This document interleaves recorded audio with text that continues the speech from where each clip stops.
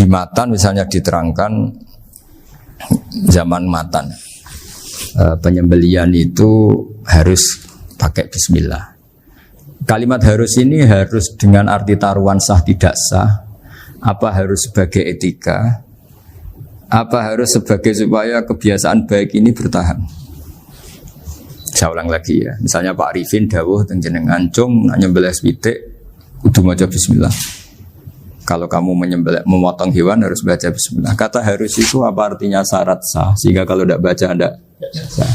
Apa keharusan dalam makna etikanya harus baca bismillah. Jadi urusannya hanya apa? Etika atau afdoliyah. Atau kita tidak ingin kultur baca bismillah itu hilang. Sehingga barang tidak wajib pun kita wajibkan supaya kultur baca bismillah itu tidak hilang. Nah Imam Syafi'i itu milih yang tidak wajib. Itu hanya urusan etika. Sehingga zabihatul muslim meskipun enggak baca bismillah baik secara sengaja maupun lupa tetap halal ya, tetap sah, tetap halal.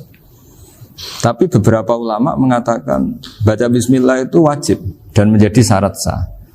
Ya kira-kira karena pamit tadi, yang beri nyawa itu Allah, kok apa yang menghilangkan enggak pamit, sudah menghilangkan nyawanya ayam dimakan lagi. Wah itu selingkuhannya kan pasti marah itu. Selingkuhannya, pacarnya, anaknya, cucunya itu kan marah itu. Tapi kalau pamit yang punya kan dah. Lupa kalau ayam cantik yang pas kamu sembelih itu lanangannya kan mangkel itu. Kalau kebetulan sudah tua kan karep-karepmu kan gitu. Jadi apa? Itu yang tahu Sarah. Saya ulang lagi yang tahu Sarah karena ini sudah jelimet. Sudah jeli. Sehingga enggak ada kitab matan yang Indo kecuali disarai. Dulu ada kitab namanya Takrib karangannya Abi Suja. Terus disarai kecil sekali oleh Fathul Qorib. Ya oleh Ibnul Qasim Al-Huzi itu. Terus disarai lagi oleh Bajuri. Jadinya Bajuri itu sudah sarhun ala sarhin warifin, sudah sarhun ala sarhin, bukan sarhun ala matnin tapi sarhun ala sarhin. Nah, kenapa memang kita butuh itu? Saya ulang lagi kita butuh itu. Nah, kenapa butuh? Ya karena mau tidak mau. Saya ulang lagi mau tidak mau. Karena matan itu seperti itu. Misalnya matan cerita. Yang dikatakan menyembelih itu apa? Ya nyembelih itu ya nyembelih. Nyembelih itu memotong hewan. Terus motongnya dari mana? Kalau kamu motong hewan dari mana coba? Dari belakang atau dari depan? Dari mana? Depan misalnya. Pertanyaannya, ketika dari depan itu paling penting terpotong al-hulkum wal mari misalnya. Yang satu majrur to'am, yang satu majrur ruh ya gitu, majrur nafas. Tapi andekan dari belakang gimana? Tapi tetap terpotong. Mulai ribet kan? Kalau kubu sebelah kan enak, pokoknya nggak sunah Rasul seperti itu, nggak mau debat. Tapi kita tidak cara berpikir tidak gitu. Ini kan status hukumnya halal apa haram ketika ada orang motong hewan dari belakang. Nah, terus kita berdebat kan, mesti berdebat itu mau dibilang haram, nyatanya memenuhi syarat apa tadi pemotongan. Hukumnya kena, amarinya kena. Mau dibilang halal. Jangan-jangan pitiknya sudah pingsan, sudah mati karena dogrok-ogrok dari belakang. Nah itu terus ulama debat, kan mungkin juga. Ya kan, pitiknya sudah setengah kena corona, pingsan terus. Ya kan, sudah pingsan terus digorok. Nah seperti ini mau tidak mau, kita harus detail. Detail artinya yang dikatakan menyembelih itu apa? Ya nanti tak bacakan takbir di Bajuriya sekaligus ijazah untuk jenengan semua. Saya tadi alhamdulillah ketemu Pak Arifin lama, hentikan panjang lebar tentang pentingnya ilmu.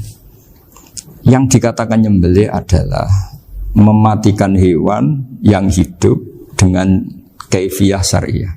Saya ulang lagi, mematikan hewan yang hidup dengan kaifiyah syariah. Nah kalimat hidup ini mulai masalah. Hidup yang apa? Misalnya ada hewan. Saya sering kalau ngaji cerita, ada ayam jago ketandang mobil, ketabrak mobil, kejet-kejet. Enggak kamu sembelih pun 1 menit lagi pasti meninggal. Ini kan hanya koordinasi prosedur saja. Karena prosedur ayam mati harus kejet-kejet, enggak boleh enggak langsung peletes mati, enggak boleh. Nah pertanyaannya ketika kejet-kejet ini kamu sembelih, Itu halal apa enggak? Wong andai kan tidak disembelih juga sudah mati. Artinya enggak penyembelihan ini kan enggak memberi kontribusi pematian, tapi enggak ngefek. Makanya terus ada perdebatan. Ada hayatun mustaqirrah, ada hayatun ittirariyah, ada harokatu masbuh. Itu kalau enggak sarah enggak bisa. Lalu pertanyaan nakalnya begini. Saya itu betul pernah ngalami itu. Wayam jago itu kan mahal, apalagi kalau Bangkok kan. Saya pas jalan-jalan sama anak saya, sama jalan-jalan mau ke pasar itu di pertolongan dua rumah. Kusik halal tora, kadang tanya orang awam, halal kata saya. Gitu. Padahal andai kan tidak disembelih ya pasti mati.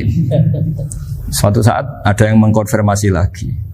Saya bilang kalau kiai ya tidak pantas makan ayam gitu, tapi kalau kamu tidak kiai ya pantas saja. Daripada rata halal lo geremeng eman kan ribet. Nah sebetulnya itu dalam mazhab Syafi'i itu tidak halal karena dia sudah tidak punya hayatun mustaqirrah. Karena tadi setengah menit lagi atau 1 menit lagi pasti mati. Kan dia belum mati karena koordinasi Israel saja tetap yang ngambil itu. Tetap kan nggak segampang itu kan, tetap prosedur apa? Jalankan SOP. SOP-nya harus ada. Nggak boleh mati selonang-selonang itu, nggak boleh. Tetap ada SOP kata Warikun ada SOP. Dia kalau sama saya bisa guyon kalau. Nah, tapi misalnya nanti pertanyaan, tapi dalam mazhab Maliki itu diabaikan. Hayat mustaqirrah, hayat ittirariyah, hayat itu diabaikan. Cara berpikir Imam Malik lebih matematis. Kalau nggak disembelih itu matinya berapa menit? 1 menit lagi. Gara-gara disembelih dia mati sekarang.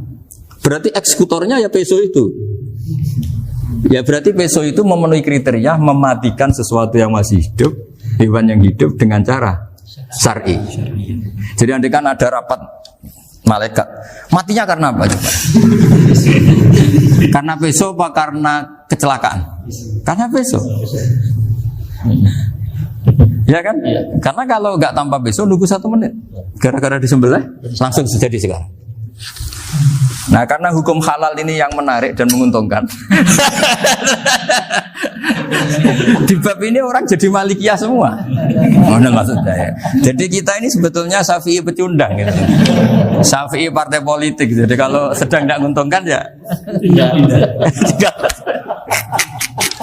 kata siapa kita Syafi'i banget? Tidak juga itu. Ya, jadi karena tadi ya kalau pada level perdebatan ulama itu ada tadi ya, ada seperti itu, ada hayatun mustaqirrah, ada hayatun ittirariyah, ada harokatul masbuh. Jadi tak baca ya supaya dapat barokahnya ulama ya. Jadi tak baca redaksinya ini di halaman, terus kitab ini saya tinggal sebagai amal saya, keluarga saya, sebagai penghormatan saya sama Habib Ali, Habib Qures, Habib Hussein semuanya, Pak Arifin dan Bismillahirrahmanirrahim. Wa'lam, ini halaman 562. Ikutnya bab kita buah kami sayyidi wa dzabai. Ya, jadi nanti yang mungkin kalau beda halaman cari di babnya kalau beda halaman cari di babnya. Karena kadang beda halaman warifnya. Kalau cetak sekarang enggak. Beda. Iya, kadang beda juz pun. Kayak Ikhya sekarang tuh sampai 6 juz. Zaman kita ngaji kan 4 ya. Sekarang ada yang 6, ada yang ribet cetakan sekarang ya. Di atas ada 10. Satu Ikhya itu. Hurufnya dibesarin. Ikhya biar. Iya, ada yang sama. Karena ngerti zaman akhir paling sudah agak buta huruf. Saya tuh dulu punya guru terakhum sudah sepuh.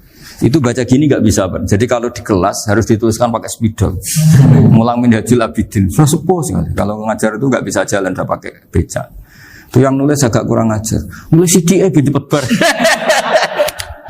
Jadi kadang itu apa itu?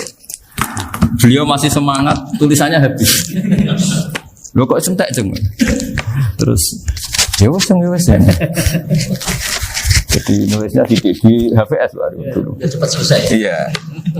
Nah kalau beliau pakai kitab sudah enggak berso itu. Anak-anak wah ini sidik benang ber. Ribet. Saya ulang lagi ya. Jadi yang mau saya baca tadi itu logika fikih ya. Fikih itu berpikir ya. Di mana-mana namanya menyembelih itu apa? Dari hidup dimatikan dengan kaifiyah syariah. Kaifiyah syariah ini tidak boleh kamu nyontohkan harus disembelih, keliru juga. Karena untuk hewan yang berot atau hewan liar cukup dipanah asal ma'an haradama yang bisa ngalirkan apa? Darah. Jadi makanya saya umumkan bikaifiyatin syariah Pak Arifin kan tidak harus motong kan bentuknya. Kalau hewan liar kan atau sapi kurban liar kan, sapi kurban ucul liar kan boleh dipanah, boleh macam-macam. Nah kalau tembak bisa diperdebatkan karena ada unsur api Pak Arifin. Jadi bisa debat. Meskipun ada yang bilang boleh tapi bisa debat lagi kan? Karena ada unsur apa? Api Pak Arifin. Iya. Tapi ini saya cerita umumnya bikaifiyatin syariah. Nah karena kalimat hewan hidup, ada kalimat hidup. Hidup yang apa kan pertanyaannya? Hidup yang sudah kejet-kejet, misalnya sudah koma, sudah kena corona, disentak istrinya, itu. Apalagi ayamnya menyaksikan pasangannya diselingkuhi, wah itu sudah stroke itu dia. Itu. Nah itu. Makanya kalau orang suka macam-macam itu kayak ayam makanya itu. Saya baca ya. Bismillahirrahmanirrahim. Wa'lam annahu yujadu fi ibaratihim hayatun mustaqirrah, hayatun mustamirrah, harakatu madhbuh. Wa yuqalu aisyu madhbuhin. Wal farqu bainaha annal hayata al mustaqirrah yakunu ma'aha ibsarun bi ikhtiyarin wa nutqun bi ikhtiyarin wa harakatun ikhtiyariyah. Wal hayat al mustamirah ya allati tastamiru ila khurujir ruh minal jasad. Wa harakatul masbuh ya allati la yabqa maha ibsarun bi ikhtiyarin wala nutqun bi ikhtiyarin wala harakatu ikhtiyariyah. Bal yakun maha ibsar wa nutqun wa harakatun ibtirariyah ini. Wa ba'duhum farraqa bainahuma. Sampai saat terus ini. Jadi ini perbedaan-perbedaan pandangan ulama. Nah, Imam Malik itu mengabaikan semua istilah itu. Sing penting pas mbok sembelih iku kecelok urip, cara wong Jawa iku kecelok urip. Cek hayat mustaqirrah, cek ittirariyah, cek harakatu masbuh, pokoknya kecelok urip. Ane kecelok urip bisa dibilang masih hidup. Karena kalau bisa dibilang masih hidup, kamu sembelih, tetap nanti rapat malaikat kira-kira gitu. Ini matinya karena apa? Karena kecelakaan. Oh, kalau kecelakaan 1 menit lagi matinya dong. Tapi kan matinya sekarang ya karena disembelih. Nah tadi saya bilang sebenarnya mazhab Syafi'i itu tidak seperti itu. Karena Imam Malik menghalalkan, biasanya penggemarnya lebih banyak. Di bab bungsu halal itu kan penggemarnya masih banyak. Tapi ya sudahlah, itu masih ahli sunnah karena salah satu dari mazhab 4. Tapi logikanya juga masuk. Jadi kita bukan sekedar taklid ke Imam Malik, tapi kalau kita ikhtiyat ikut Imam Syafi'i ya monggo, karena mungkin secara medis karena mengalami seperti itu mungkin tingkat kesehatannya apanya sudah ya sudah lah, yang penting makanya terus orang Jawa pinter, nak PTE jago ya halal, nak cilik enggak lah. Itu kan ibarat perdebatan antara kepiting sama yuyu. Yang menghalalkan kepiting itu mengharamkan yuyu. Tahu yuyu yang kecil di sawah ya? Tak tanya, kenapa yuyu halal? Karena amfibi Gus, bisa hidup di dua alam. Memangnya kepiting enggak? Oh beda. Ternyata beda maksudnya. Eman Gus kalau haram. Eman kan kalau yuyu haram kan enggak ngefek kan, kecil. Ini mufti kok. Oh, udah kadang halal, udah kadang makan selama ini. Iya, selama ini udah kadang makan itu. Makanya banyak kiai yang mengharamkan kepiting sebetulnya, tapi minoritas kan? Minoritas. Tapi yang mengharamkan yuyu mayoritas, wong kecil aja. Jadi kita ribet ikut siapa? Gitu. Kata siapa? Ahli fikih gak mikir untung rugi. Makanya saya ini bingung, jadi saya ini kan kiai ya, kiai betul. Susah kadang jadi kiai. Sebagian guru saya itu mengharamkan kepiting. Nah kalau kayak dolan di daerah Juwana Mas Nafis daerah itu. Penghormatan tertinggi santri itu kalau nyugoi kiainya kepiting karena itu makanan termahal. Bingung kan dia? Mau tidak makan itu kayaknya dipersiapkan betul Pak Rifan.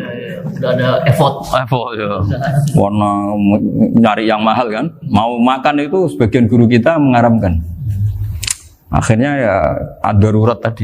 Makan sekadarnya. Kalau saya habis 3 pasti israf. Kalau habis 1 prosedur hormat yang nyugui. Itu susahnya jadi kiai. Kalau kamu kan tidak kiai, mumpung gratis. Enaknya gak jadi kiai kan itu Mas. Pertimbangannya mumpung gratis. Sudah gitu masih mun dibutuh mawon, makai dibutuh mawon. Oh digawa tenan. Tapi sebetulnya ada sisi naif dari yang bilang halal tadi. Ketika yang bilang naif itu versinya, tapi ya nggak apa-apa, semoga dimaafkan Allah. Naifnya tadi, tapi saya tidak tapi itu masalah khilafiyah ya. Semoga yang mengatakan halal juga benar, karena punya perhitungan iman tadi. Tapi yang bilang halal itu tak tanya, Yuyu itu halal apa haram? Lucunya jawab haram semua. Yuyu bahasa Indonesia nggak ada kayaknya. Tidak tahu juga saya apa. Yang penting paham tapi Yuyu, yang kecil itu. Itu kalau diharamkan tidak ada yang protes ya? Nggak ada. Tapi kalau kepiting? Ini pakai model apa? Coba Pak, kalau alasannya amfibi, Yuyu sama kepiting sama enggak? Kalau alasannya amfibi, hidup di dua alam. Sama-sama. Kenapa kepiting jadi halal? Lebih bernilai. Ini juga mufti model baru. Mungkin muftinya menghalalkan itu. Iya makanya itu. Jadi kayak tadi ayam jago tadi orangnya tak tanya akhirnya. Andekan yang kecelakaan itu ayam kecil. Kamu tanya saya enggak? Ya enggak, aku langsung tak buang. Kan langsung dibuang. Berhubung ayam besar. Eman kan. Tapi nurani aja sebetulnya protes. Nyembelih kleket-kleket terus. Kadang kalau apa kejet-kejet itu sudah tunggu SOP jangan lupa. Ya tapi apapun itu ini ilmu harus didengar ya supaya sampean tahu ya, ada hayat mustaqirroh, ada hayat mustamirroh, ada hayat ittiroriyah, paling enggak kita ngerti lah. Karena nanti di bab B, ya nyun sewu di bab apa B. Itu ya nanti enggak sahnya karena apa? Tidak mutamawal. Misalnya saya punya utang sama Pak Arifin ayam jago. Tak bayar dengan jago yang mengalami kehidupan sudah seperti itu kan tidak sah.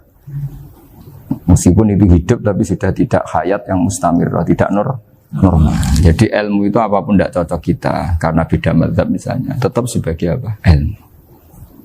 Jadi jangan pernah anti ilmu meskipun kita tidak cocok. Dulu saya itu heran sama Abu Hanifah karena membolehkan merujuk wakaf. Wakaf itu kan nggak boleh ditarik kembali dalam mazhab Syafi'i dan hampir semua ulama bilang gitu. Tapi kalau kata Abu Hanifah, jika nazir yang nerima itu tidak sesuai rencana kita, keinginan kita itu boleh narik kembali. Fa innal waqfa atiyatun makhdoh, kata beliau, wakaf itu ya pemberian normal saja. Suatu saat ada peristiwa gini Pak Arifin ya, ada orang kaya raya mewakafkan tanah itu senilai kalau nggak salah itu 60 miliar. Singkat cerita beliau bermain apa gitu, bisnis apa itu bangkrut. Kemudian itu belum disertifikatkan wakaf. Kemudian nggak ada yang disawang coro Jawa, nggak ada yang dilihat, terus mau dibeli sama nyuwun sewu sampai yang mau beli yang mampu itu non muslim. Singkat cerita ada orang kaya muslim yang mau beli itu tapi ada problem karena itu wakaf. Tapi kalau nggak dibeli itu malah dibeli non muslim. Tanya saya jawab nggak apa-apa dibeli saja. Ikuti mazhab Abu Hanifah. Karena kalau mazhab Syafi'i itu nggak sah semua pembeliannya. Tapi apa artinya mazhab kalau kita berpikir nggak sah tapi yang jual melakukan? Nah itu yang nggak dipikirkan oleh orang-orang fikih yang di Menara Gading. Apa gunanya kita bilang nggak sah, tapi yang punya tanah tadi tetap menjual. Karena tidak mengindahkan hukum itu, mau apa? Makanya saya bilang bagi tentang Gus itu nggak ada kaulnya dalam mazhab Syafi'i. Saya bilang kamu mengharamkan itu tidak ada gunanya karena itu tetap dilakukan. Jadi kita pertimbangannya ndak itu, daripada dikuasai situ mendingan kita. Betul. Nah itu sisi-sisi fikih. Makanya ini kita ngaji fikih tidak segampang itu memberi fatwa karena pertimbangannya banyak Pak. Tidak hitam putih gitu maksud saya, ini cerita. Jadi nanti kamu ngerti. Jadi mau apa coba? Itu kan ibarat gini. Hukumnya kita ngajar perempuan itu masalah sebetulnya secara karena itu ajnabiyah. Tapi fikih mentoleransi li ajli ta'lim karena untuk belajar enggak apa-apa. Kalau sudah jadi fakta itu ribet. Dia maunya belajar sama kamu dan sekali kamu tidak mau belajar ke yang lain yang potensi menyesatkan. Jadi fikihnya bukan masalah nazar lagi, sudah penyelamatan. Ribet kan kalau sudah begitu. Saya punya kenangan yang menurut saya itu harus jadi trauma. Siapapun harus jadi trauma. Ini cerita sedikit. Ini masih ngaji fikih, pertimbangan. Ada orang itu sangat khusyuk, Pak. Sangat khusyuknya di rumahnya Pak Wafa itu nggak ada TV, nggak ada motor, nggak ada apa saja.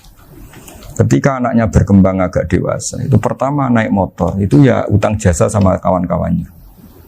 Pertama dia ngelihat nikmati TV ya dari kawan-kawannya. Corong Jawa mbek tanggane lah. Padahal orang tuanya ini protektif justru karena banyak tanggane sing nggak pati Islami lah. Ya mereka orang Islam tapi ya nggak sholat, nggak apa. Singkat cerita orang tuanya ini datang ke rumah sana nangis. Nangis Gus, sekarang saya ikrar bahwa mazhab Abah jenengan Kiai Nur Salim, bapak saya itu mazhab jenengan itu lebih hebat timbang mazhab kula. Nangis dia. Dulu saya itu agak menyalahkan Kiai Nur Salim jenengan karena longgar di rumah ada TV, ada motor. Terus dia cerita. Nah karena anaknya ini pertama bisa naik motor, untuk anak ABG ini kan jasa yang luar biasa.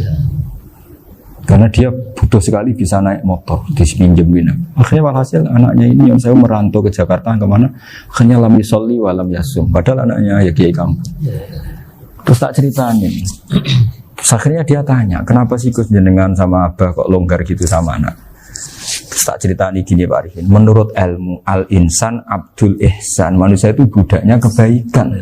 Karena utang jasanya sama anak ini, ya dia akan ingat anak ini. Sementara kenangannya mbek jenengan mbok amui. Tidak boleh. Dia baru ngakui ya Gus saya itu nyun sewu hanya khusyuk tapi kurang ilmu. Tadi dia hanya berdasar khusyuk. Bocah kok main delok TV kan pikirannya hanya gitu. Ini cerita ilmu, saya bukan menjustifikasi manapun, ini kan cerita ilmu Pak Arifin ya. Jadi semuanya itu ada hitung-hitungannya.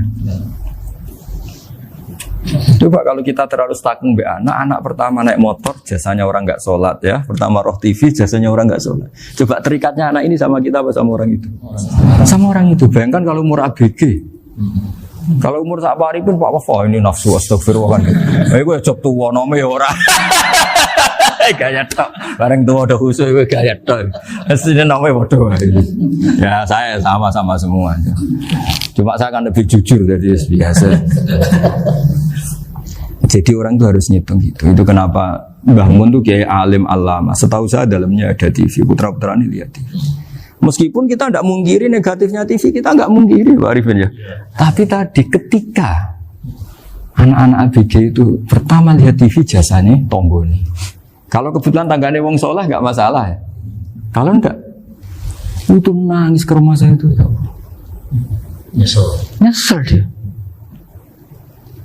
Tapi saya bilang gini, ini jenengan tiang soleh, mesti anak jenengan suatu saat kembali. Coba pola jenengan harus rubah. Ini hebatnya Nabi. Ketika Sayyidah Aisyah masih kecil, minta diperlihatkan Li'bul Habasyah. Itu ya diturutin kan wasyir itu. Kayak apa Nabi? Karena kalau nggak diturutin, pasti Sayyidah Aisyah akan ngidolakan mainan yang lain yang di luaran sana malah. Itu karena Nabi punya kearifan tadi. Jadi ini kan ilmu, lagi-lagi ilmu. Jadi yang semua itu harus dibaca dengan ilmu. Makanya kata Nabi, ad-dunya mal'unatun mal'unun fiha illa dzikrawah wa ma'alahu aw aliman aw muta'alliman. Karena dunia ini hanya bisa dibaca dengan ilmu. Yang diridai Allah maksud saya hanya bisa. Saya itu banyak kenal menteri, kenal pejabat. Tapi saya tidak pernah melihat itu sebagai pejabat. Melihatnya itu orang yang ingin belajar agama. Karena sekali salah melihat, yang hidup itu tamaknya Pak Arifin. Yang hidup kan tamaknya. Saya kenal orang kaya kok melihat kayanya, yang hidup itu tamaknya, ingin dapat ini. Tapi kalau melihat itu sebagai hamba Allah yang ingin belajar, insya Allah kita selamat dari tamak. Meskipun kita ya manusia tidak sempurna. Setidaknya ketika dia lomo atau tidak lomo, nyalami template apa tidak ngefek, karena kita melihat ini mau belajar. Tapi kalau kamu didorong tamak, katanya orang kaya ternyata nggak tahu haknya kiai, ribet kan? Ribet. Ya kalau kamu punya santri cantik ya lihat itu sebagai santri kamu. Jangan melihat ini mau nggak sama saya, kalau enggak ya wah ya ribet kalau gitu. Ini anak-anak muda harus dilatih ikhlas, baru bahaya ini santri-santri sampean kalau nggak dilatih ikhlas ini bahaya. Karena ini belum punya penggemar pejabat, paling ya anak-anak yang ya tadi ABG. Jadi lah Sarah kembali lagi Sarah itu membicarakan itu detail. Jadi ya makanya kenapa orang mati yang lahir langsung meninggal itu nggak wajib disolati. Ya, alasannya fikih ya lucu. Karena dikatakan sholat mayit, di mana-mana mayit itu sabakohu hayatun. Di mana-mana namanya mati itu terdahului oleh hidup. Nah ini nggak pernah hidup langsung mati. Jadi fikih itu ya kadang lucu. Ya gitu aja alasannya. Kamu nyolati apa? Mayit. Kenapa kok mayit? Ya mayit itu namanya mayit. Orang mati. Orang mati. Orang mati artinya pernah Hidup. hidup. Nah itu sarah. Jadi ketika matan hanya cerita wasiktu alladzi lam yastahila, enggak pernah nangis, kayak lam yusalla alaih. Sarah bilang mergo ora tahu urip. Kalau enggak pernah hidup berarti enggak bisa dikatakan mati. Kayak sampean miskin itu kan enggak bisa dikatakan bangkrut. ya, ya miskin aja gitu loh. Kan gitu ya. Karena nggak pernah kaya. Enggak udah kaya. Kayak Mas Nafis nggak bisa dikatakan, oh itu Qurannya lupa gimana? Nggak pernah hafal. Jadi yang dikatakan lupa itu pernah hafal. Nggak lupa nggak apa, Gus Qurannya lupa, gaya nggak pernah hafal kok bilang apa? Lupa gitu. Nggak boleh Pak Wafa bilang saya ini bangkrut apa? Nggak pernah kaya kok bangkrut. Jadi semua itu ada aturannya itu. Nah itu sarah, lagi-lagi sarah. Jadi bahkan banyak yang syarhun ala syarhin. Jadi kayak kitab takrib itu disarai Fathul Qorib. Jadi Fathul Qorib itu sudah sarah. Disarai lagi Bajuri. Nah, itu termasuk cerita itu ya. Cerita-cerita. Kalau baca Bismillahirrahmanirrahim. Ya, wa yakunu qad dzukira daf'atan wahidatan la fi daf'ataini. Islam tujad al hayat al mustaqira inda daf'ati saniyah. Amma idza wujidat al hayat al mustaqira daf'at saniyah fayakhilu al masbuhu aidan. Fasartu wujudul hayat al mustaqira fi ibtida'il wati akhir marrah. Wa makharu dzalika inda tulil fasli wa illa fala rafa'a sikina wa ada fawran aw alqaha liqawniyaka latan wa akhadha ghairaha fawran aw saqatat minhu wa akhadha ghairu halan aw qallaba wa qata abiyama bagi hal al masbuh. Jadi ini masalah sarah. Sarah itu sudah detail. Misalnya gini, kamu motong ayam. Motong ayam harus sekaligus shred jadi. Jangan sampai nyuwun sewu dua kali. Jangan-jangan misalnya gini, ayam tak potong pas ke kiri separuh. Ya, ke kiri separuh apa hulkumnya. Pak Arifin datang, Assalamualaikum Gus Pak, waalaikumsalam, terus santai jagungan dulu. Jagungan sampai besoknya itu enggak meneruskan. Bareng-bareng malah salam, ingat lagi ayam saya ini. Ketika saya meneruskan ini, potensi ayam ini sudah mati atau sudah hidup yang ini masih mazhab Syafi'i loh ya. Atau sudah hidup yang sudah tidak normal. Artinya apa? Penyembelian kedua yang mengeksekusi tadi sebenarnya ngeksusi barang mati. Yang penyembelian pertama tidak bisa dikatakan penyembelian karena tidak sampai mati. Penyembelian kedua berstatus setengah mati. Nah, kalau seperti itu maka haram. Kecuali itu dilakukan secara fauron. Fauron dicontohkan nyembelih ternyata pesunya kedul terus ngambil yang lain, tapi fauron langsung atau terjatuh ngambil langsung. Ya, itu boleh karena ditoleransi. Tapi kalau kalam ajnabi kata dia mohon Pak Arifin. Seperti Pak Arifin sih, alhamdulillah sih. Jaminan mau rawuh. Cari ayamnya asem mana? Ini harus sebar. Ini orang ngawur betul. Jadi, lah itu sarah. Bicara sampai detail itu sarah. Jadi ada sekian kemungkinan. Jadi termasuk yang diandaikan apa? Nah, hayat mustaqirah itu batasnya yakunu maha ibsorun bi ikhtiarin wa nutkun bi ikhtiarin wa harakatun ikhtiyariyah. Hayat mustaqirah itu kalau dia betok-betok itu ya karena karepnya. Maksudnya gini, gamane cara roh pitik wedok engkek yo cek karepe dhewe. Cara dia melihat peso itu karepe ya masih lari. Jadi misalnya ada ayam. Ayam kita sembelih baru luka sedikit. Belum sampai andaikan dibiarin ya mungkin suatu saat sembuh, luka. Terus melihat kamu lari ketakutan karena kamu dianggap gladiator, killer lah. Nah itu berarti punya hayat mustaqirah. Tapi sudah kalau kamu sembelih karek ngeriwit, roh kowe serawedi, ya kan? Mau demo ya sudah enggak berkutik, ya dia berarti tidak punya hayat mustaqirah. Gitu. Ya batasannya itu Joro. Nah. Dalam mazhab Syafi'i, syarat sahnya penyembelihan harus hewan itu punya hayat mustaqirah. Nah ini sarah ya, jadi sarah itu lebih jelimet. Nah makanya kenapa tidak boleh nyembelih pakai yang tumpul Mas Nafis? Takutnya ayamnya itu ngalami dohtoh, atau kok ditekek. Misalnya sama nyembelih pakai peso tumpul, ini ketekek, takut Kan dia misalnya ayamnya jantungan, roh peso wis stroke kan, udah gitu ketekek. Nah itu mati dulu pasti itu. Siksa. Jadi pas diongok-ongok dia sudah mati. Jadi nanti kalau di akhirat, sebenarnya saya sudah mati loh, ngawur. Wah apalagi nganggo keris naga sosro, wah itu sudah gereng sakti kan diginikin tok sudah mati kan. Makanya bahaya nyembelih pakai keris-keris sakti karena sebelum terpotong sudah mati saking saksinya apa? Keris itu misalnya gitu. Baru nempel. Makanya nanti suatu saat ada pertanyaan ini, boleh enggak nyembelih ayam orang yang rainya itu sangat? Wah itu haram, kena. Oh itu mesti mati dulu. Kumisen tatonan apa? Ya bodoh. Iya kayak algojo. Ayamnya jenis apa? Stroke ya? Jenis penakut. Pas mau disembelih tidak mati. Jadi hati-hati ya nyembelih ayam. Jadi kalau orang kampung Pak Arifin ya, orang kampung mudin kampung. Mungkin kalau orang kota sudah nyuwun sewu enggak peduli. Kalau orang kampung itu apa itu Pak Arifin? Kalau nyembelih jago itu sampai apa itu? Ilatnya dikeluarin dulu. Oh iya. Apa ya? Iya karena takutnya katanya beberapa yang kaget itu kelek apa? Ketelan. Iya ketelan ya. Ya itu ya ada kearifan gitu tapi ya terlalu ya menyiksa ayam. Tapi memang potensi katanya Pak Arif. Katanya yang ahli-ahli itu ya. Jadi kalau dia jago ya mau disembelih saking takutnya itu. Kalau orang Jawa kalau takut kan yang ngelek idu ya. Orang Jawa loh ya. Itu kalau orang takut kan kadang apa kayak nah ayam itu nak ketakut. Kadang ininya terus apa?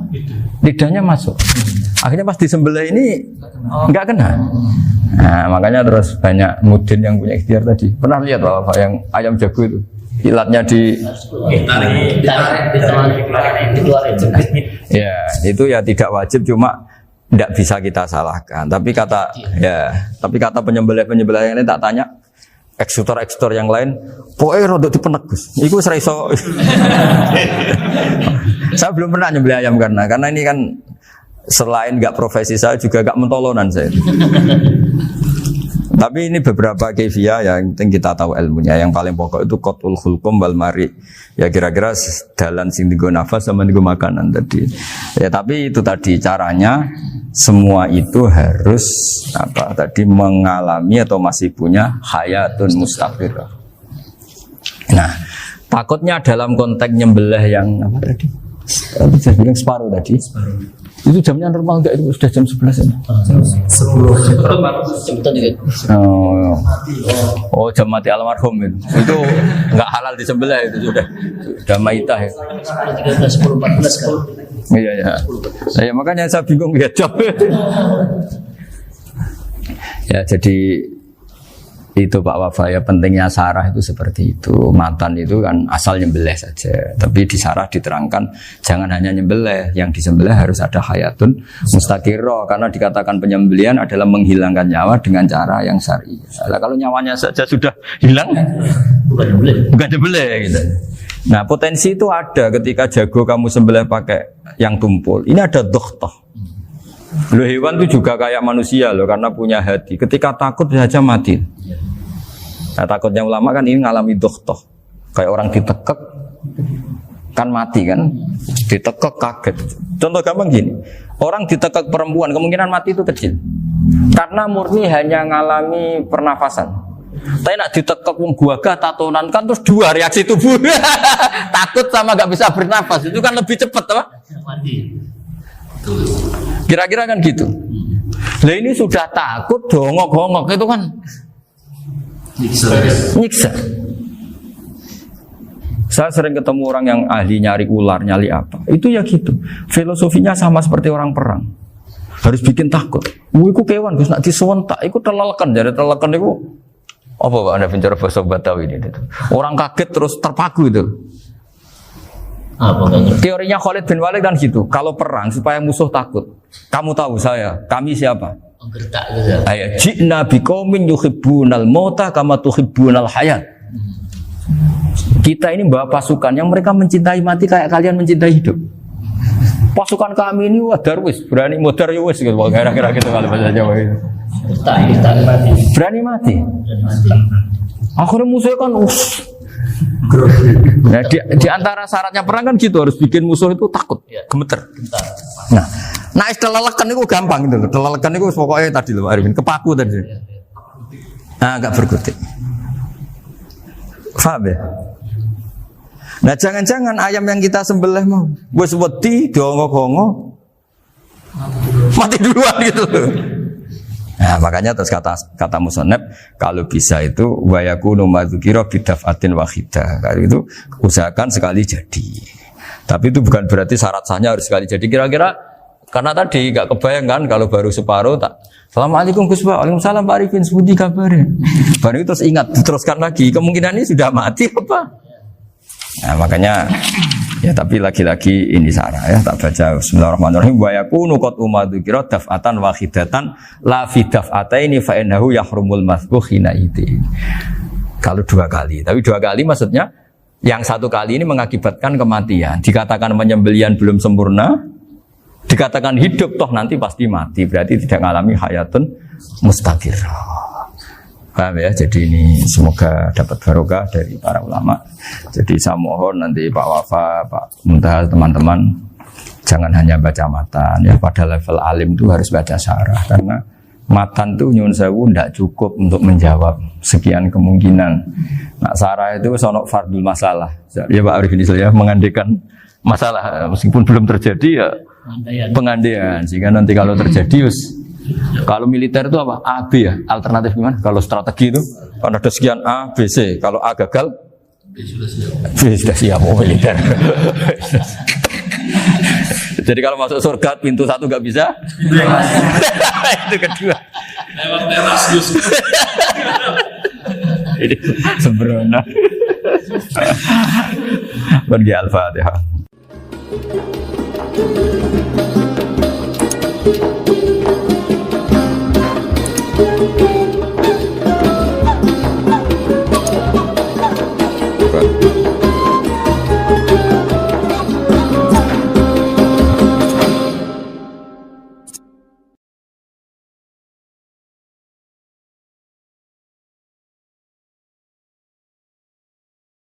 Idul Adha itu dari kata id itu kembali banyak nikmat atau terulangnya nikmat-nikmat yang diberikan oleh Allah Subhanahu wa taala. Kemudian Al-Adha ini banyak yang mengatakan terkait dengan ibadah penyembelihan kurban disebut Idul Adha atau Idul Kurban. Assalamualaikum warahmatullahi wabarakatuh. Bismillahirrahmanirrahim. Nahmaduka ya ghafuru ya syakuru. Mashalli wa sallim barik ala sayyidina maulana Muhammadin wa ala alihi wa sahbihi asma'in nama ba'du. Saya cerita sedikit tentang sejarah Idul Adha. Dulu ada seorang malaikat yang menjelma sebagai manusia dan beliau ini komunikasi dengan Nabi Ibrahim. Sebelum saya cerita jauh, saya katakan juga saya ingatkan lagi bahwa cara berpikir kita sebagai mukmin itu harus berpikir awal al-khilqah. Awal kita dijadikan oleh Allah Ta'ala, yaitu Nabi Adam materinya dari tanah, nyatanya bisa jadi Nabi Adam. Kita dari sperma, nyatanya bisa jadi manusia dengan konstruksi yang sempurna. Dengan cara seperti ini nanti bayangkan kekuasaan Allah yang tidak terbatas menjadi mudah. Saya teruskan, si malaikat tadi tanya ke Nabi Ibrahim, saya minta kambing kamu. Oh ya silahkan, asal kamu melantunkan kalimat tasbih. Terus dibaca tasbih, indah sekali, merdu. Terus, bisa minta tambahan kambing? Ya, sampai beberapa kali. Demi Allah, ini baru kambing, baru hewan. Andaikan anak saya pun, kalau demi Allah saya kurbankan. Singkat cerita, versi riwayat ini, suatu saat Nabi Ibrahim diuji dengan dimintanya anak untuk dikurbankan. Ketika beliau atas nama seorang bapak agak keberatan, terus diingatkan ulang oleh Allah Ta'ala, janji beliau, demi Allah, anak pun saya kurbankan. Walhasil akhirnya beliau melakukan itu. Dan karena Allah hanya menguji, tidak niat betulan supaya anak itu disembelih, akhirnya diganti oleh kambing. Jadilah tradisi kurban itu pakai kambing. Kemudian secara fikih ada padanan-padanan yang cukup menggantikan kambing, yaitu ada sapi, ada unta, dan seterusnya, dan seterusnya. Yang menarik dari sekian referensi yang saya baca, dan ini harus disosialisasikan lah. Sebagian versi itu adalah bahwa Nabi Ibrahim ketika diangkat di alam malakut, di alam langit sana, itu ketemu Allah, kemudian Allah tanya, Ibrahim, banyak hamba-hambaku yang durhaka, tidak tahu saya sebagai Tuhannya. Terus kata Ibrahim, usul ya fa'amidhum, bunuh saja ya Allah. Setelah itu tanya lagi, ada yang pezina, ada yang koruptor, ada yang pokoknya dosa-dosa yang buruk sekali. Dan di semua itu Nabi Ibrahim usul, mereka hidup di bumi engkau ya Allah, makan rezekimu ya Allah, maka mereka enggak sopan sekali, enggak ngerti engkau. Terus singkat cerita minta itu diadab, siksa. Suatu saat versi referensi ini di kitab Hikam, kalau di kitab saya halaman 15 juz 2, suatu saat Nabi Ibrahim itu diminta sama Allah menyembelih Ismail.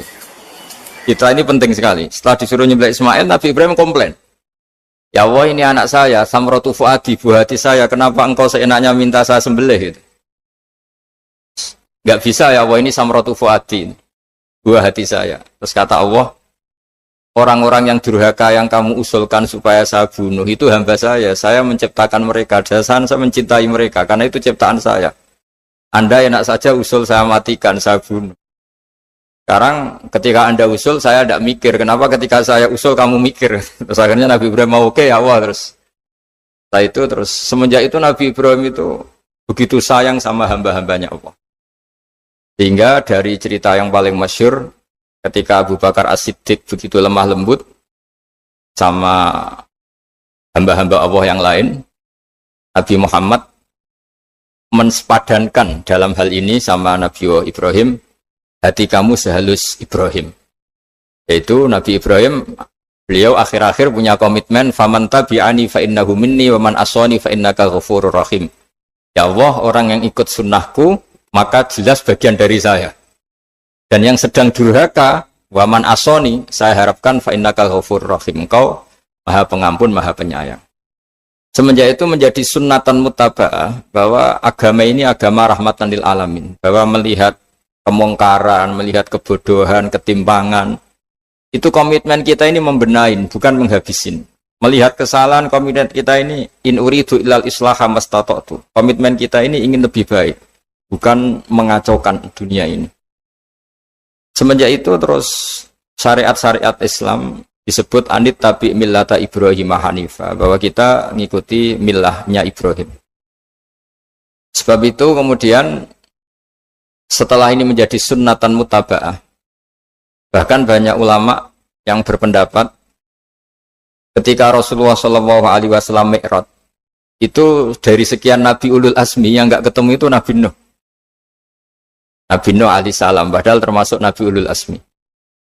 Itu banyak yang menganalisis karena Nabi Nuh itu pernah berdoa, Rabbi la tadhar alal ardi minal kafirina dayaro. Nabi Nuh adalah Nabi yang pernah Toro Jawa masuk no kaumnya, mendoakan buruk sama kaumnya, dan itu tidak manhaj, tidak metode yang Nabi Muhammad disuruh ikut metode itu, tapi Nabi disuruh ikut manhaj atau pola sosiologi, pola dakwah atau pola sosial yang harus mengikuti Nabi Ibrahim, anit tabi millata Ibrahim Hanifah. Nabi Ibrahim itu orang yang sangat lemah lembut, yang ngendikan faman tabi'ani fa innahu minni wa man asani fa innaka ghafurur rahim.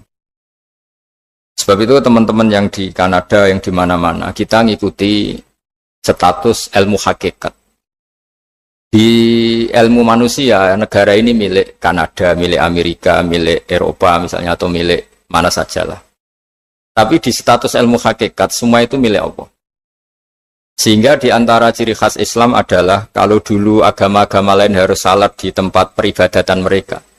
Islam mengatakan ju'ilat lanal ardu kulluha masjidan. Semua bumi Allah itu masjid tempat sujud. Sehingga orang Islam fa'enama adrokatu sholat, kamu kapan saja ketemu waktu sholat, ya sholat. Semua bumi Allah itu tempat sujud. Sehingga suatu saat sahabat yang biasa siaha, biasa hidup di perantauan, Nabi memberi nasihat, al-bilad biladullah wal ibad ibadullah, fahaitsuma asabta khairan fa'akim. Semua negara itu milik Allah, semua hamba dimanapun juga hamba Allah. Kamu di mana saja mendapatkan kebaikan, ya silahkan berdomisili di situ. Saya pernah di Korea, itu asik karena itu yang orang-orang katanya teman-teman, saya ini di rumah itu nggak kiai, Gus. Sering di sawah, sering di Tegal. Gara-gara di Korea jadi mufti gitu. Karena nggak ada kiainya gitu. Jadi orang-orang yang nggak jadi kiai di Jawa, mungkin kalau di luar Jawa atau di luar Indonesia malah jadi kiai gitu. Artinya gini, pentingnya jadi kiai bukan menjadi gagah, itu enggak, tapi begini. Dulu bawaannya rakyat itu kan kalau ke masjid komplain, ada masjid bocor, kayak ada keran yang kurang baik. Kalau sudah jadi kiai itu tahu rasanya. Betapa nata masjid itu susah, ngelola masjid itu susah, nyari imam itu juga susah, melanggengkan jamaah juga susah. Jadi pentingnya jadi kiai itu bukan gagah-gagahan jadi imam, tapi bertanggung jawab atas proses yang berjalan. Jika dulu di antara nasihat bapak saya, bapak itu termasuk orang yang nggak suka sama orang tawadhu, orang yang sopan. Dulu saya juga iskal itu janggal. Kata bapak, wong tawadhu itu apik, orang sopan itu baik. Tapi biasanya itu cara orang menghindari tanggung jawab. Disuruh jadi kiai nggak mau. Tapi kalau ada kiai salah komplain itu. Disuruh jadi menteri nggak mau, kalau ada menteri salah komplain itu. Disuruh jadi apa nggak mau. Kesannya tawadhu, tapi sebenarnya hanya menghindari tanggung jawab. Disuruh pidato nggak mau, disuruh jadi MC nggak mau. Tapi kalau ada orang salah komplain. Jika kata bapak tawadhu itu baik, asal tawadhu betul. Gitu. Tapi kebanyakan nggak, tawadhu itu menghindari tanggung jawab sambil cari salahnya orang lain. Nah ini yang tawadhu yang akhirnya kurang baik.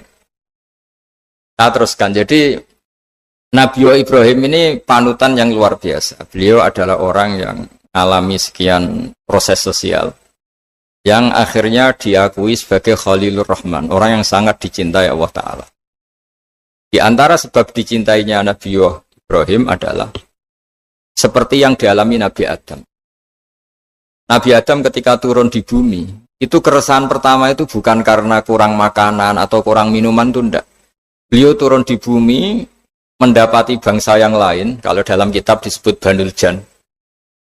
Itu dia janggalnya Masya Allah. Ini orang makhluk-makhluk ini kok tidak kenal sama Allah yang menciptakannya.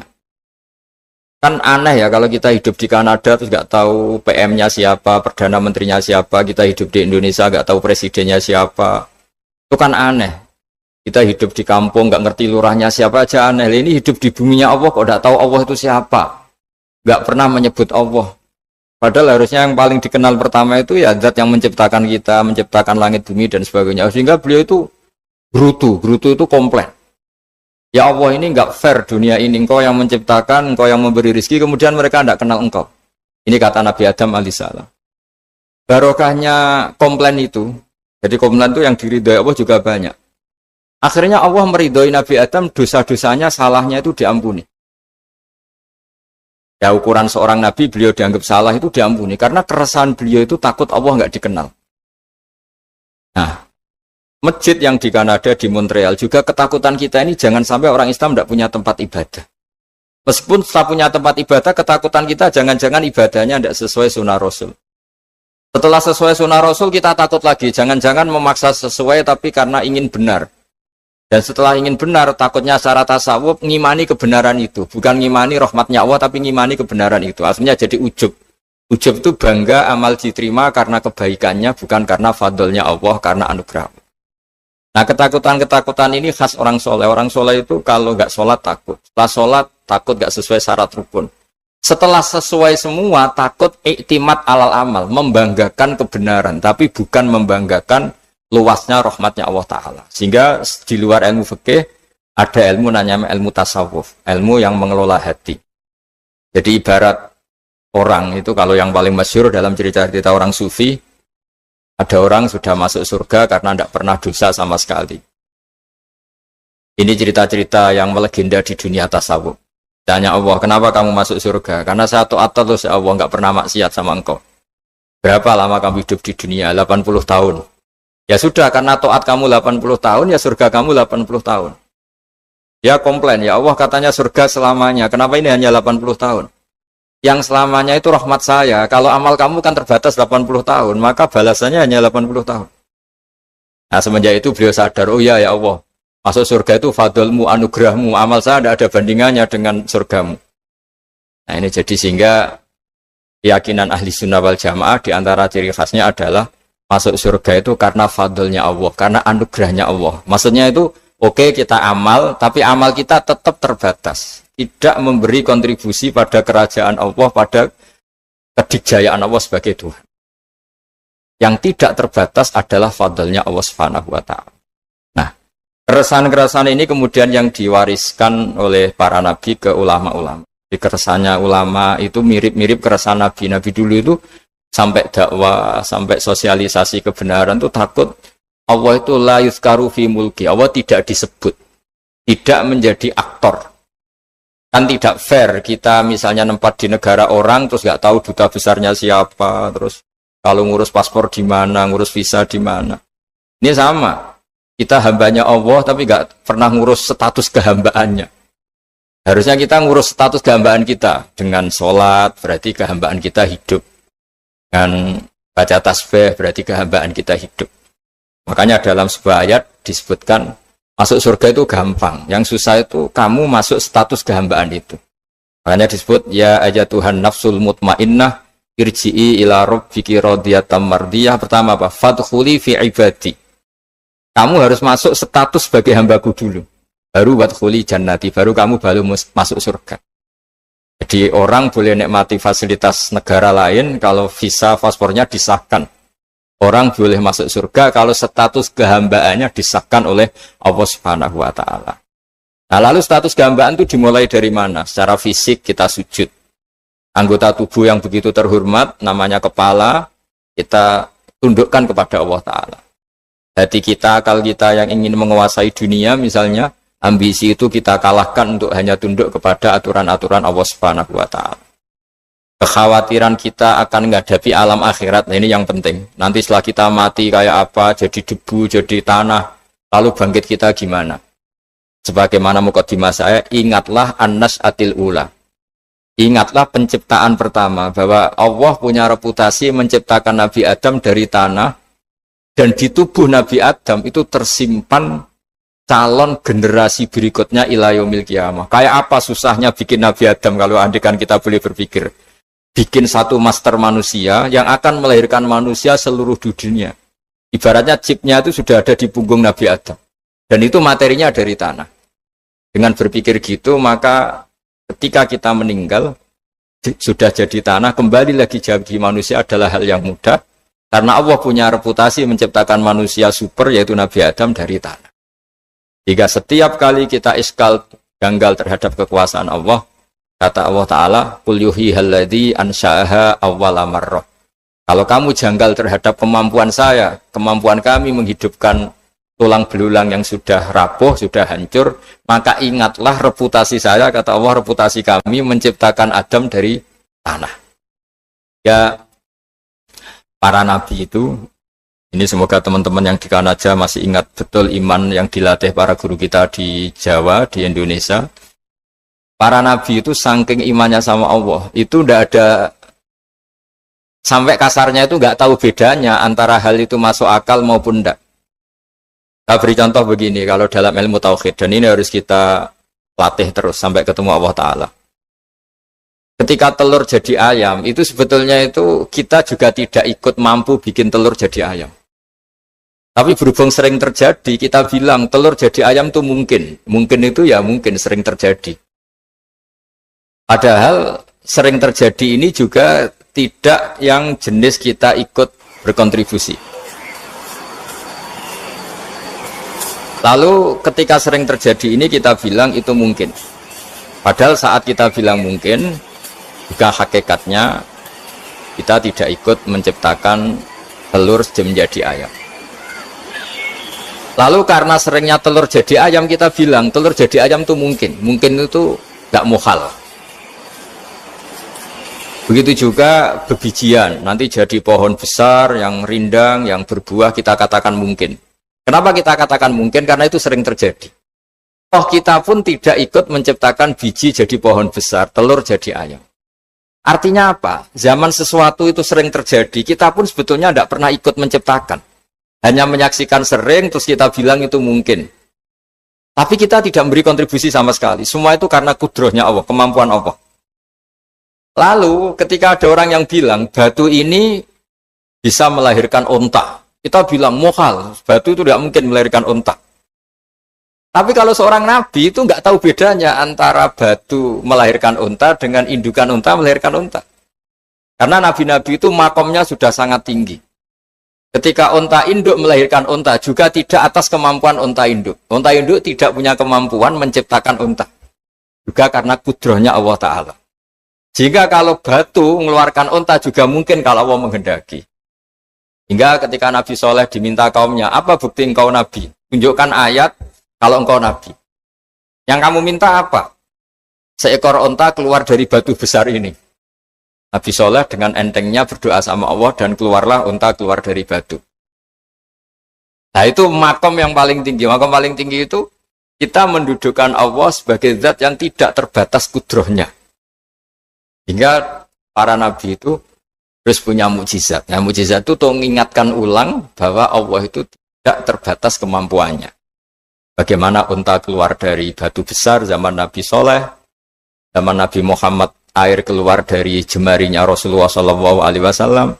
Nabi Ibrahim dibakar tidak mempan, tetap sehat, tetap bugar. Karena semua ini sebagai bukti bahwa kudrohnya Allah tidak terbatas. Nah, iman-iman seperti ini harus kita jaga. Apapun rasionalitas kita, dan meskipun kita selalu rasional, tetap menyisakan iman bahwa kudroh Allah itu tidak terbatas.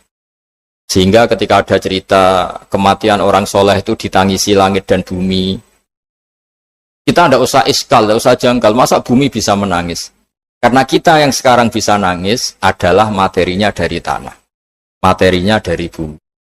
Terus iman ini kita jaga sehingga kalau kita yasinan, masih ingat, Allah kalau mengingatkan kudrohnya yang tidak terbatas, manusia disuruh ingat, Qul yuhyihal ansha'aha awwala marrah.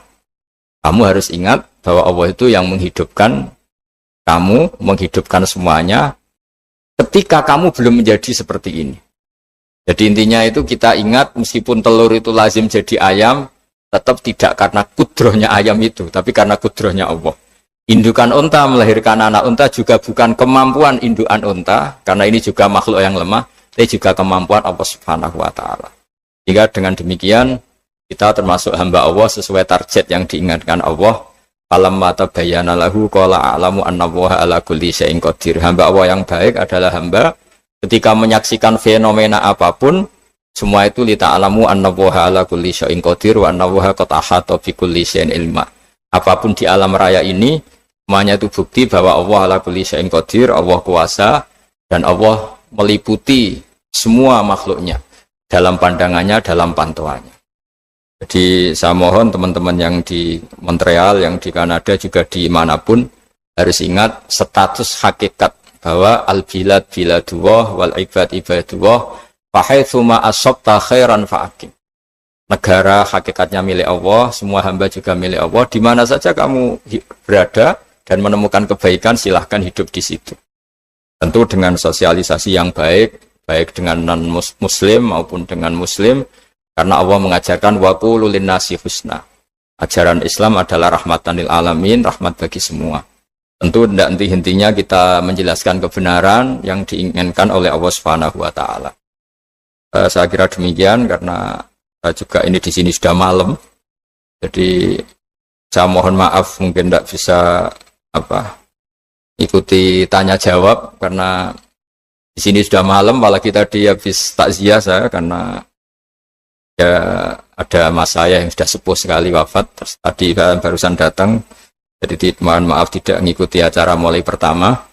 Tapi saya mohon ayat-ayat Quran yang saya terangkan tadi bahwa untuk mensifati Allah kudrohnya tidak terbatas, ingatlah bahwa kita yang secerdas ini, yang sehebat ini, kita semua manusia yang cerdas begini, matanya bisa melihat, hatinya bisa merenung, otaknya bisa berpikir cerdas, itu dari materi tanah.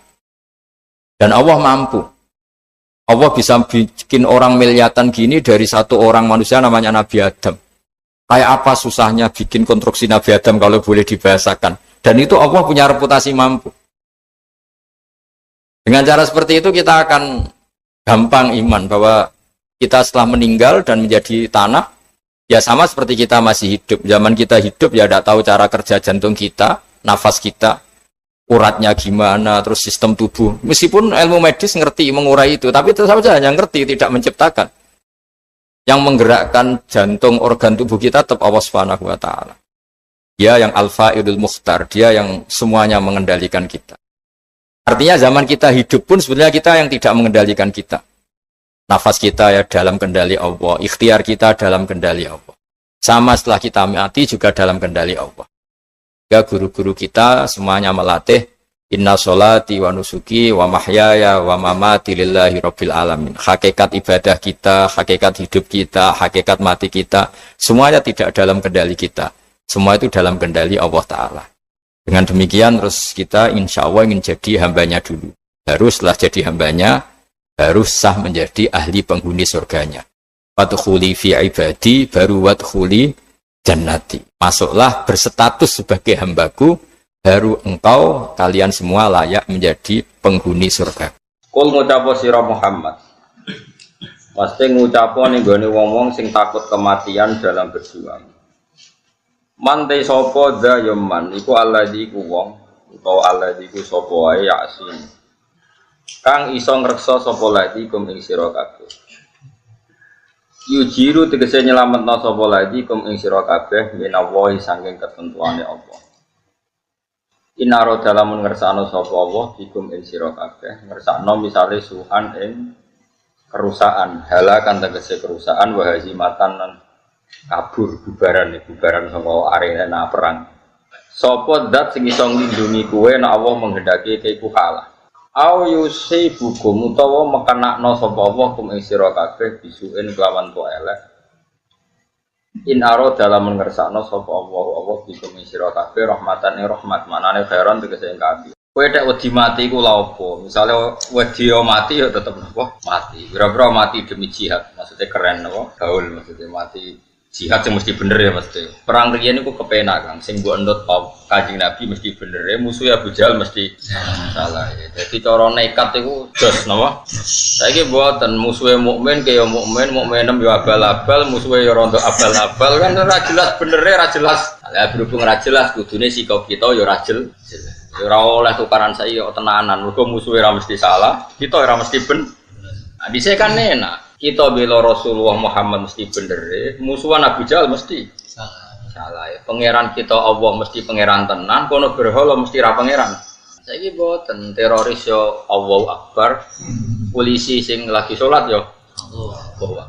Terus kowe PD piye? Ora jelas. Ora jelas yo kita sikape ya ora jelas. Saiki nganggo hukum sosial sing normal, nek apik ya diapiki. Nah, kono ngrasani ya kowe ngrasani ngono-ngono tok wae gremeng-gremeng sithik tapi ora usah napa, ora usah tenanan. Dadi niku penting kula terangno. Dadi nek ana wong saiki majibno jihad alasane anut Rasulullah, nek Rasulullah jihad nganti wani mati. Masalahe Nabi mesti bener, musuhe mesti salah. Saiki kita iku ora ngalami ngono iku. Imam kita kadang salah, musuh kita malah kadang ben. Jare kados kula musuhan mbek Mustofa. Ora mesti bener kula, mbek kula kiyaine lah. Mergo iso wae cara hukum Allah wong wis lemah iku welasi. Jadi orang-orang malah aku salahno pangeran. Senajan toh dalam konteks permasalahan bener saya. Misalnya Mustafa di tanganku 20 janji Senin nyaur jebule gak nyaur aku ngamuk-ngamuk. Padahal duitku ning omah 2 juta. Iso pangeran nyalahno aku. Ya lah didik 2 juta kok ono duit 20.000 digawa wong. Mbok kagek iku wong alim ta ora? Kowe iku waras ta ora? Iso. Piye-piye duit iku kabeh wae pangeran. Sing digawa Mustafa wae pangeran sing ning omah ya. Nah, saya ketika punya uang banyak di rumah itu mlebu ayat wa ingkana du usratin fanadhiratun ila maisar wa anta sadaqu khair. Jong nak kowe dhuwitmu akeh sing utang kowe kei tempo nganti dia mampu membayar. Iku enak mbok ibrokno mbok sedekahno luweh apik. Dalam konteks Mustafa nyulayani janji ya dia salah, wong diutang kok nyulayani janji. Tapi dalam konteks aku nagih berlebihan juga disalahkan pangeran. Wong ora ono emergency kok nah kecuali ning omah gak ono beras, nah aku ora nagih bojoku mati. Tapi rai koyo aku kan gak ngalami ngono. Jadi iki wong melarat nganti ngono kan butuh bakat. Paham ya? Melarat wong nganti nek ora nagih wong ra iso mangan. Ono melarat model ono ketemu. Oh, sak Indonesia sama ngosok melarat nganti. Kita ini nak musuhan mbek orang selalu masalahnya demikian. Kebenaran yang kita alami itu semuanya itu subjektif. Nak wis ana pembanding ku ketok ora bener. Kula bolak-balik nyontokno teng kene dawuh kitab hikam. Wong zaman akhir nganti kiamat ku apike wae elek apa meneh elek iki kula bolak-balik. Kula tak eling terus dawuh Bapak. Ha ana wong kok ngimami masjid terus istiqomah ku ya apik, tapi ana elek. Terus wong liya ora dadi peluang dadi imam. Mergo masjide dikangkangi. Iku mbok istiqomah mbok mahjubno wong liya. Akhirnya alumni pondok liya kandidat imam-imame tereliminir kabeh. Nganti watuk-watuk imame ra gelem pensiun. Alasane istiqomah. Ana teng daerah kula nganti ana guyonan, ana wong tuwa khotbah. Tiang takwa watuk. Terus Allah mlebu swarga. Sing ngrungokno mati bingung. Maksudnya tiang takwa Allah, koma mlebu swarga. Pas muni tiang takwa watuk. Terus muni Allah mlebu swarga. Terus dari mama ya baleren mbak jadi khutbah akhirnya kalimatnya kacau mas maksudnya itu tiang takwa Allah lebih suaraku tiang takwa wato gigil terus no kacau. Nah ini seperti ini istiqomah apa mau kalah mbak wong liya mau kalah tapi bu arani elek wong istiqomah kok elek. Kita hidup di zaman akhir tuh seperti itu. Kowe ngritik wong tua iku ya salah ya ono bener ya ono makanya masyhur dalam aturan usul fikih madhabuna shawabun yahtamilul khata' wa madhabuka khata'un yahtamilus shawab. Kalau kita sedang beristihad taruhannya begini, pendapat saya benar kamu salah tapi ya mungkin benar. Tak ulang lagi ya, pendapat saya benar tapi mungkin salah, pendapat kamu salah tapi mungkin benar. Karena ini masalah-masalah yang semi. Jadi kalau ada orang PD membela Islam dalam konteks modern ya repot. Ini saya punya cerita ya, saya itu pernah diundang seminar di Pondok Sidogiri. Itu audiennya itu semuanya tamat aliyah, bisa baca kitab. Dan serius karena acaranya dipersiapkan sebelum 3 tahun.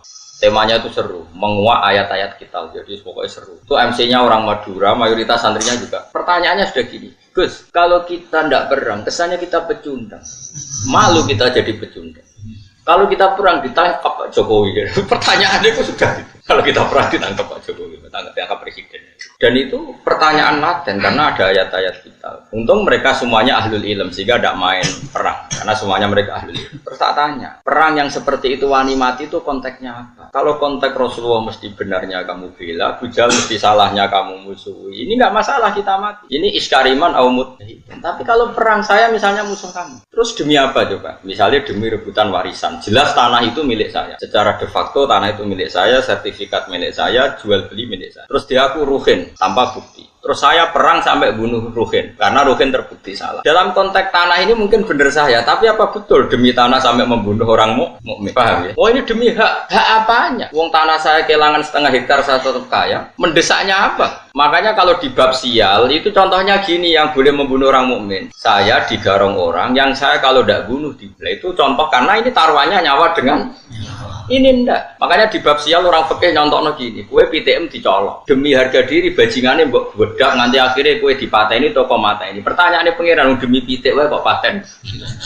Nah, semuanya itu ihtimal dalam konteks modern. Maksudnya modern itu selain Rasulullah itu semuanya sekalipun untuk perangnya Sayyidina Ali dan Sayyidina Muawiyah itu semuanya ihtimal. Makanya kata ulama sanggep ae padha bener iku sahabat masalah istihad. Tapi setelah sahabat nggak ada perang yang dengan dalil hujah yang wadihah yang jelas karena potensinya sama-sama iya, sama-sama tidak. Ini penting saya utarakan. Jadi begitu juga dalam imam masjid, dalam sedekah. Misalnya gini, saya sering ditanya orang, Gus zakat itu apa? Dikekno panitia masjid tak dilakoni dhewe. Kowe takok drengki apa takok api-apian? Nah kowe drengki apa ngomentari panitia masjid? Tak jawab apa ini masjid, ben sifat drengkimu mbok lawan dhewe, gak Gus, objektif. Jawaban saya gampang. Misalnya saya punya uang 1, kebetulan yang miskin itu ponakan saya atau orang yang tidak wajib saya tanggung. Jadi zakat itu kan gak boleh diberikan orang yang wajib ditanggung. Misalnya anak istri kan wajib ditanggung, tapi kalau ponakan misanan kan sudah tidak tanggungan, tidak wajib maksudnya ya boleh dilakukan. Maka aturannya Quran jelas dahulukan dil qurba, orang yang punya unsur apa? Dan saya tahu kalau saya kasihkan masjid 1 juta dibagi 1 kampung itu nanti ponakan saya untuk selawe. Itu ora kena tuku beras. Tapi nak saya sendiri yang memberikan iso keduman 300.000-an dan atau keduman 1 jutaan. Saya harus mengasihkan langsung dengan cara ini corong Jawa kemoto, pemberiannya kemoto. Tapi ada ulama yang cara berpikir tidak seperti itu. Min awalil amri zakat itu harus merata. Wes cara kemoto lah sementing saat desa keduman. Kayak manuk doror Allah. Termasuk mazhab Syafi'i yang dikontrol oleh ashabnya adalah mazhab ini. Ini dengerin yang ada di Mu'in dia. Zakat itu ashabnya akan 8. Pinten? 8 ini anggap saja di era modern tinggal berapa sekarang? Yang permanen ada itu fuqara, masakin, amil tidak mesti ada.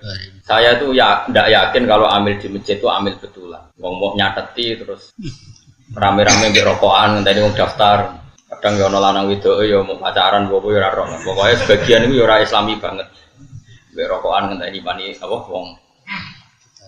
Dulu itu amil tak ceritane ngaten nggih Pak. Dulu amil itu Nabi itu hidup di Madinah. Itu amil itu disuruh ngambil zakat tuh di Yaman. Ya Madinah sampai Yaman jaraknya sampai bayang zaman itu, enggak naik pesawat. Sehingga cara untuk jajah zakat tuh ono pantese. Tapi kalau ambil sekarang di masjid-masjid itu kangelan to, tengok-tengok rokokan terus ono sing nyugoi kopi.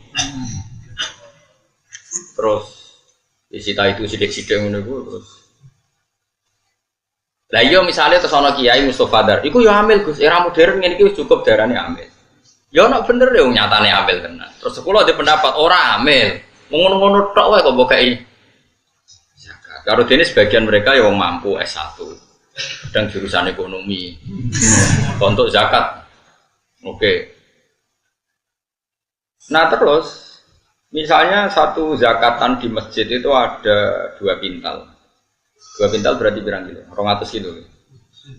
200 kilo, wong kere ning desa iku 400. Enggak tak latih kowe ben pinter, tenan ngaji swarga neraka tak latih ben utekmu bener. 200 kilo sing wajib dizakati 400 berarti untuk pirang? Setengah kilo. Setengah kilo itu koyo pakanan doro. Napa? Nak sing melarat 400 itu setengah kilo, nak sing melarat 800 berapa? Saiki atuk ora rata wong tuk kemotor 20 kilo. Timbang rata tapi wong koyok manuk doro. Yaiku untuk beras seberapa? Iku apa kanane manuk? Ayo jawab saya, ayo sing iso jawab. Ini jenenge bener-bener khilaf. Yang mengatakan takmim harus rata biar adil ya masuk akal. Piye-piye padha-padha kepikir kok gak dibagi. Tapi ana ulama darani atuk ora dibagi rata sing penting kemoto ngregani wong.